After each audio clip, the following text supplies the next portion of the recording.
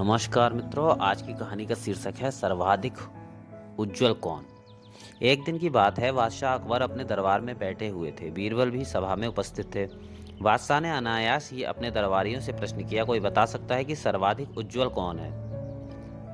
इस प्रश्न को सुनते ही पल भर के लिए सभी एक दूसरे का मुंह ताकने लगे। कुछ देर सोच विचार करके दरबारियों में से किसी ने बर्फ कहा, किसी ने कपाश कहा, तो किसी ने फूल को उज्जवल माना। कुछ लोगों ने अन्य चीजों के नाम भी बताए।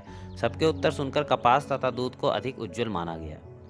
अभी तक बीरबल मन ही मन शांत बैठे कुछ सोच रहे थे। उनकी चुप्पी को देखकर बादशाह से रहा ना गया। वे कहने लगे, इस बारे में तुम क्या कहना चाहते हो बीरबल। बादशाह की बात सुनकर बीरबल ने कहा, हुजूर आला, मेरी राय में तो सूर्य का प्रकाश ही सर्वाधिक उज्जवल है। इस पर बादशाह ने कहा, क्या तुम अपने उत्तर की पुष्टि कर सकते हो। बेशक हुजूर आला, लेकिन इसके लिए कल तक का समय चाहिए। ठीक है बीरबल, अकबर ने रौब के साथ कहा, हम तुम्हें कल शाम तक का समय देते हैं। अगले रोज दोपहर के समय जब बादशाह अकबर आराम कर रहे थे, बीरबल ने एक कटोरा दूध तथा दो चार कपास के खिले हुए फूल ले जाकर उनके कमरे के दरवाजे पर रख दिए।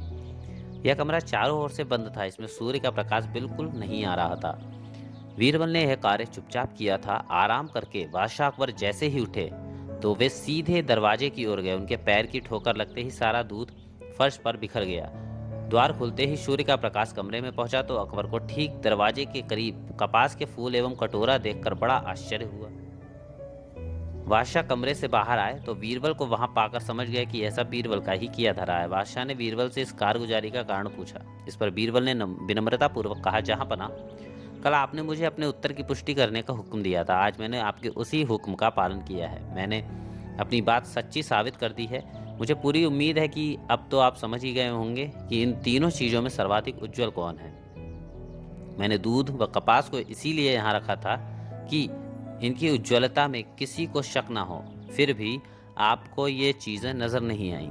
अतः अब तो आपको यह स्वीकार करना ही होगा कि सूर्य का प्रकाश ही सर्वाधिक उज्जवल है, क्योंकि आपके कमरे का द्वार खुलते ही सूर्य का प्रकाश अंदर पहुंचा तथा आपने सब चीजों को देख लिया। अगले रोज बादशाह अकबर ने भी दरबार में बीरबल की इस चतुराई के विषय में जिक्र किया, जिसकी सभी दरबारियों ने दिल से प्रशंसा की।